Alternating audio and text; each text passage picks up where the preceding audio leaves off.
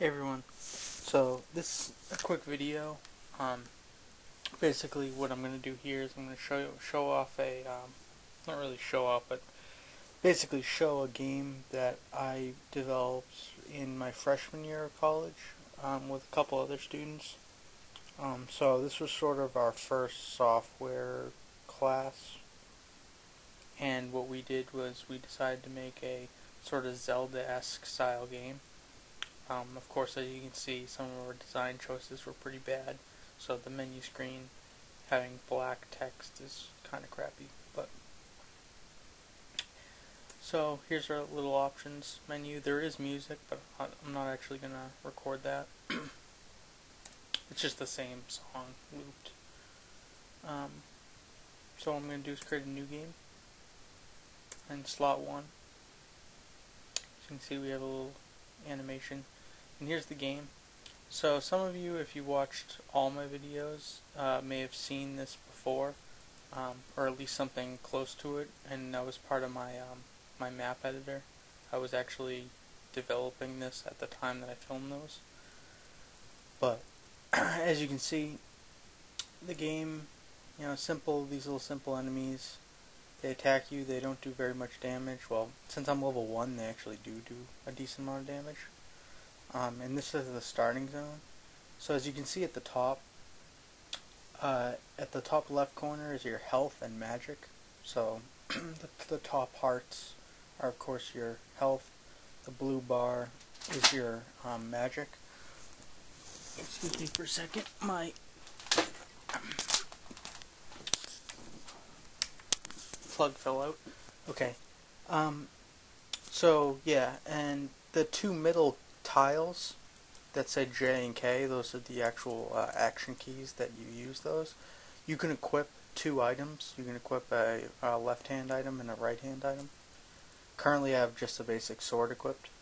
And then over in the top right-hand corner is your bag, or that's basically the inventory, and that's I. So let's open that up. Here's what your inventory looks like. So, as you can see, it's kind of like a Diablo style feel that we went for. And here's where it'll show you your status. So I'm level 1, I have 3 out of 20 experience, health 75, I have 100, mana, full mana, and my strength, defense, and magic stats.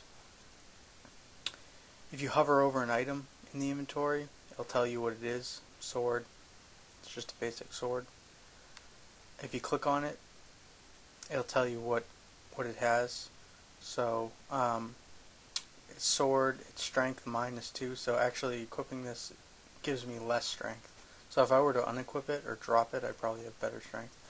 But the power, its power is what gives me more damage.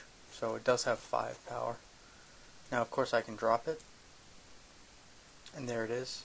If I hover over it, walk over it, I can now pick it up. So that's what that E tile is, the tile up in the new tile that appears. You hit the letter E, basically the universal interact key for computer games, and you pick it up, and now you see it said sword. So I can do that again, but let's equip it actually. So what you do to equip things and unequip things is you select the tile and then select the next tile you want it to go to. Of course, you can't equip it to anything that's not a weapon tile. So I can't equip it to the armor slots. Let me equip it back. And here we go. Now there is actually a secret in that this starting zone, these enemies, while they do very little damage and give very little experience. Oh, look at that! We got a drop. This is a health potion. They actually drop the rarest items in the game at a very, very, very, very, very low drop chance. So if you were to just sit here and kill these things like infinitely, which is possible because they don't respawn unless you move off the area and come back. But if I do that, I'll show you. They'll come back. So now I'm moving to a new area, and then I go back, and there they are again. We called them plips, I think, PLIPS, so they're plips, and they do basic pathfinding. Of course, sometimes the pathfinding is stupid, as you can see there. We never actually got that down correctly. It's kind of a really dumb implementation of A-star, but we were young. I'm still young. It's only been about 2.5 years since I made this. So, but look at all those potions. Okay. So, now let's go into a new area. Actually, let's use some of these potions, because clearly I'm almost dead. So as you can see, I have 10 out of 20 experience now after killing all those plips. They give very little experience, if any. The next zone, this area, is where you'll find some more advanced enemies. So as you can see, we're already seeing some. Look at those. We got turtles. We got goblins. All the goblins already saw us. It's going to be difficult. Oh no. Too bad you're stupid, goblin. As you can see, yes, there are ranged enemies. And wow, we almost died. So this game is actually really hard. I've never played, actually, to be honest. Let me tell you a secret, I've never played this version. This is the, I guess you could call it the release version, or the one that we submitted our professor. So we removed all debug stuff, we made like a lot of balance changes. So yeah, there's a lot of changes to this one. As you can see, I'm poisoned actually now. That's what the green numbers flying off me are. So now I'm going to have to use this. And I'm almost dead. Have I grown a level yet? One more enemy and I'll grow a level. So what we used to make this game, let me actually, start talking about the development of this. I know it doesn't look like much, but I mean, I suppose compared to some of the games that are on Steam Greenlight, this is probably, I would never sell this, but it's still pretty good quality compared to some games I've seen out there. I mean, you could judge in the comments, tell me whether or not it's crap or not. But as you can see, that's actually a giant goblin, so we'll get wrecked if we try and fight that. Then again, I think it might follow me forever. We used XNA actually, and I'm getting wrecked.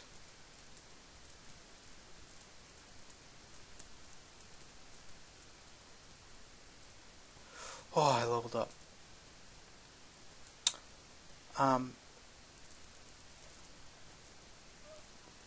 We used XNA. Now XNA, of course, has now been replaced with monogame. So essentially, if I wanted to keep developing this, I would port it over to monogame.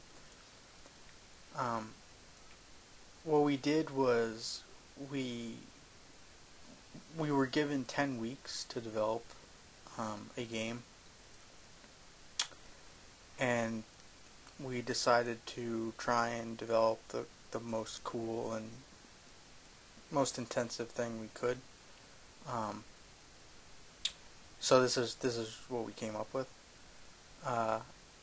Basically, it has about 20 to 24 areas. I'm going to show you one of the more distinct areas down here.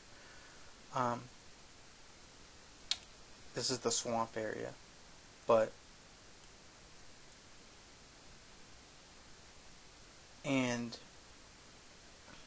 what we had to do as well, one of the requirements was we had to make a tool to use to help us develop the game. And I can show you that soon. But first, let's actually quit. Now you can save, of course. You can go into options again. But I'm just going to quit. We're going to load up a better game. So in this save file, I'm level 44. I have a ton of health, and I have all these different items. Now, let's show off some of the different items that you get. Let's say if you actually play through the game. So here's an iron chestplate. It's pretty good. Probably one of the better items in the game. The gentleman's toupee is also one of the best items in the game, especially for like a magic user. So increases your magic, your max mana defense.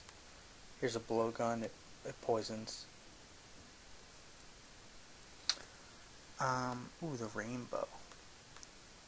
Yeah, so the rainbow is actually... Oh, wait. I can't remember what the rainbow really did. Try this out. I think it was just really, really strong. No, actually, I don't know. Yeah, I don't know. As you can see, there is... And by the way, the longer you hold it down, the faster the arrows will shoot. So yeah, there are a lot of interesting weapons we came up with. So we have a flail, which, as you can see, does kind of act like a flail. I mean, it kind of stinks, but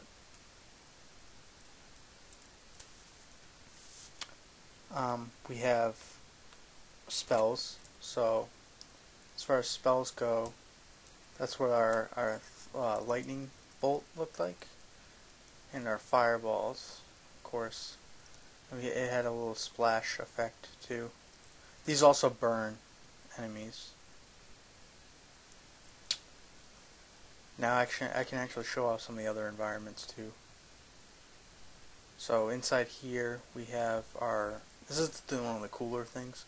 So here are the caves. Now it looks like we actually have some sort of lighting effect, but what we did was we actually we cheated it. So what you're seeing there is actually an image twice the size of the screen. So 800 by 600 is the dimensions we made this game for. We have a 1600 by 1200, yeah, 1600 by 1200 image where the center is alpha gradiented towards the center. So it's basically becomes lighter and then goes out to black. And we center that on the character, so you'll never see that the image is actually an image and not lighting, but it achieves this sort of pseudo lighting effect, because we didn't want to implement lighting in our short time constraint, because we actually implemented these caves during like the last couple weeks. But this is what caves are like. They're pretty hectic and dangerous, because enemies, you can't see them, but they can see you. So these bats and such, let's see how many of these things I can defeat. Oh, I'm out of spells. Okay, so steel sword. Might have to use the steel sword. And we might have to equip a Viking shield.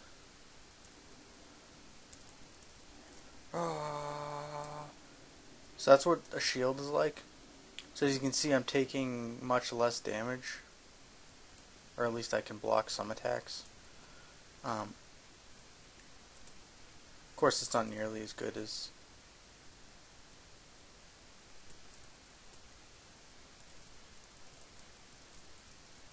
actually, I think it was a little bit glitched out there. Whew, wow, look at that. I survived with barely any health. So enough of this. I'm gonna use that potion, and I barely got any health because of the fact that I'm such a high level. So what we're gonna do is we're gonna actually take a look at the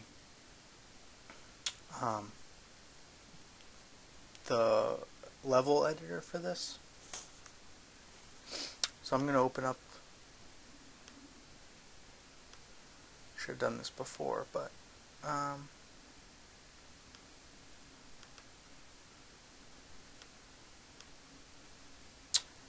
should probably have it, right?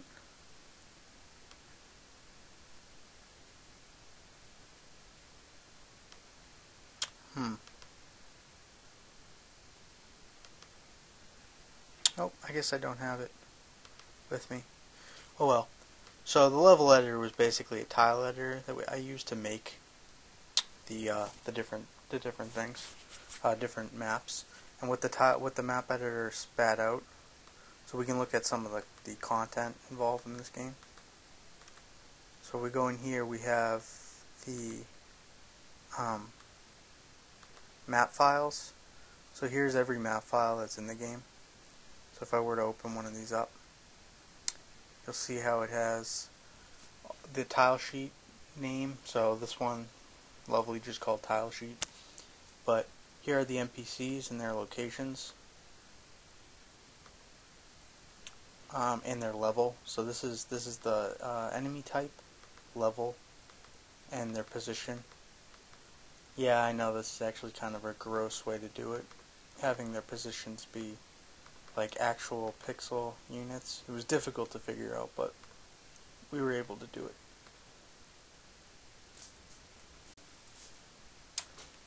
So yeah, and this next section is warps. Now warps are essentially the portals between different maps. So you know how I left an area. In order to leave an area, you need to have another corresponding warp in between. That's what we call them. Call them warps. And then here's the map data. So it's just all these index values. So that was that. And then the save file data is pretty self-explanatory. Here's the inventory. It really just brute force, you know. We were gonna have quests, but I never implemented that. So, I mean, the game was pretty fun to make. There's a lot of cool effects, like I like the fade in, fade out. The whole menu system is actually really interesting. A lot of bugs we had to like work out early on, but it works pretty well. So, I mean, thanks for watching. I hope you enjoyed seeing, you know, a product of mine that actually resembles something like a game. I've made a lot of prototypes, but this is the farthest I've ever really gotten on a project because I was actually being graded. So hopefully, you know, maybe the next year or so, I'll have another project like this to show you guys. But until then, that's it. Thanks for watching, and peace.